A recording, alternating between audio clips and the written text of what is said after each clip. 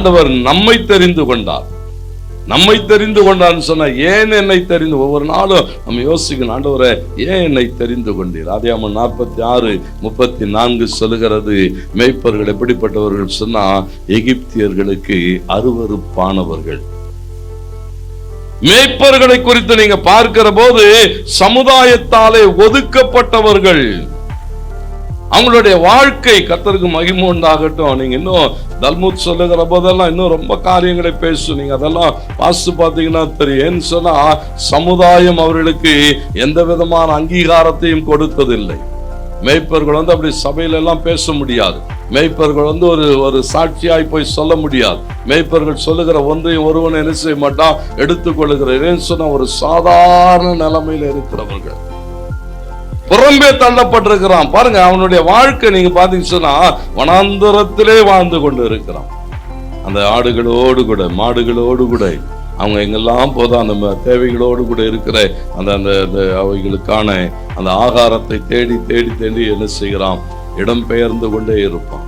ஒரு இடம் விட்டு ஒரு இடம். நீங்க யோசேப்பு போய் தன் சகோதரர்களை தேடுகிற அனுபவத்தெல்லாம் பார்த்தீங்கன்னா அப்படிதான் இருக்கு. எங்க போனார்கள், ஏன்னா இங்கதானே மேய்த்து கொண்டு, இல்ல அவங்க மறுபடியும் என்ன செய்துட்டாங்க, இங்க இருந்து வேறு. அது மேய்ப்பவர்களுடைய வாழ்க்கை. எப்படிப்பட்டவர்கள்? ஒன்னும் பெரிய படிப்பறிவில்லாதவர்கள். அந்த சூழ்நிலைகளோடு கூட போராடி போராடி, மிருகங்களோடு கூட போராடி போராடி, முரட்டு குணம். அப்படிப்பட்டவர்களை தேவன் என்ன செய்கிறதை பார்க்கிறோம். எல்லாராலும் ஒதுக்கப்பட்டவர்கள். பவுல் சொல்லும் போது அதான் 1 கொரிந்தியர் 1 நீங்க வாசிக்கிற போது 27-28 வசனங்களில் சொல்லுகிற போது சொல்லுகிறார். பாருங்க, ஞானிகளை வெட்கப்படுத்தும்படி தேவன் உலகத்திலே பைத்தியமானவைகளை தெரிந்து கொண்டார்.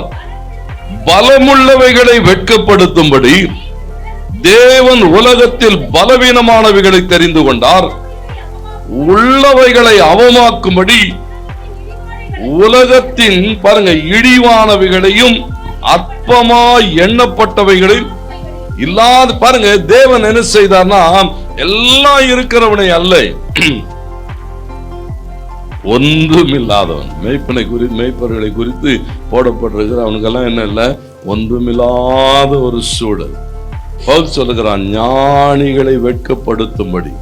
ஆண்டவருக்கு மகிமை உண்டாகட்டும். உள்ளவைகள் எல்லாம் பெருமை பாராட்டுகிறவனை தேடி அல்ல இருக்கிறார்னா, ஒவ்வொரு நாளும் என்ன செய்ய வேண்டி இருக்கிறதா, தேவனுக்கு எவ்வளவு நன்றி உள்ளவர்களாக இருக்கணும். எவ்வளவு பேர் இருக்காங்களே, கர்த்தருக்கு மகிமை உண்டாகட்டும். ஞானிகள் இருக்கிறார்கள், பிரபுக்கள் இருக்கிறார்கள், எல்லாம் இருக்கிறாங்க. ஒண்ணு இல்லாத என்னை தேடி வந்தார் தேவன். இவர்களை பாருங்க, அந்த மேய்ப்பர்களை தேடி வந்ததனுடைய அந்த மேன்மை கர்த்தருக்கு மகிமை உண்டாகட்டும். நம்மை தேடி வந்தார், நம்முடைய வாழ்வை தேடி நமக்கான வாழ்வை தருகிறதுக்காக தேவன் தம்முடைய ஒரே பேரான குமாரனை அனுப்பி தருகிறதை பார்க்கிறோம். ஆண்டவருக்கு மகிமை உண்டாகட்டும். அதற்குரியவைகளை நாம் செய்தாக வேண்டும். அததான் ஆண்டவர் எதிர்பார்க்கிறார். கிறிஸ்துமஸினுடைய செய்தி அதுதான். தேவன் உன்னை தெரிந்து கொண்டு இருக்கிறார். தேவன் உனக்கான எல்லாவற்றையும் செய்கிறவர். ஒரு நாள் என்ன செய்ய மாட்டாராம், இஸ்ரவேலை காக்கிறவர் உறங்கவில்லை, ஒவ்வொரு நாளும் நடத்துவார். ஒவ்வொரு செய்யும் தூக்கிட்டே போகும். அந்த குட்டிகள் எல்லாம் வளர்ந்து ஓட ஆரம்பிச்சோன்னு அவைகளை நடத்துகிற போது முன்னால் அப்படியே நடத்தி கொண்டே போகும். 10 அடி நடக்கும். அப்படி 10 ஸ்டெப் வைக்கும். நின்று திரும்பி பார்க்கும், பின்னால வருதான்னு கன்ஃபார்ம் பண்ணும்.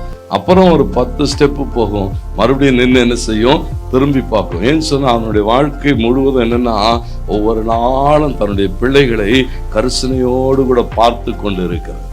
அந்த பூனை குடும்பமே அப்படிதான். பூனை குடும்பத்துல பெரிய பூனை என்னன்னு பாக்குறோம், இந்த சிங்கத்தை பார்த்தீங்கன்னு சொன்னா ஏதாவது நின்று திரும்பி பார்க்கும். சிங்கம் நடைய பார்த்தீங்கன்னு சொன்னா அப்படியே போகும்போதும் வலது புறத்திலும் இடது புறத்திலும் பார்த்து கொண்டே போகும். கர்த்தருக்கு மகிமை உண்டாகும்னு சொன்னா பெரிய பாதுகாப்பு. தன் குடும்பம், தன் பிள்ளைகள், அவைகளை குறித்த கரிசனை, இவைகளை பார்க்கிலும் மேலான தேவன். உறங்குகிறதும் இல்லை, தூங்குகிறதும் இல்லை.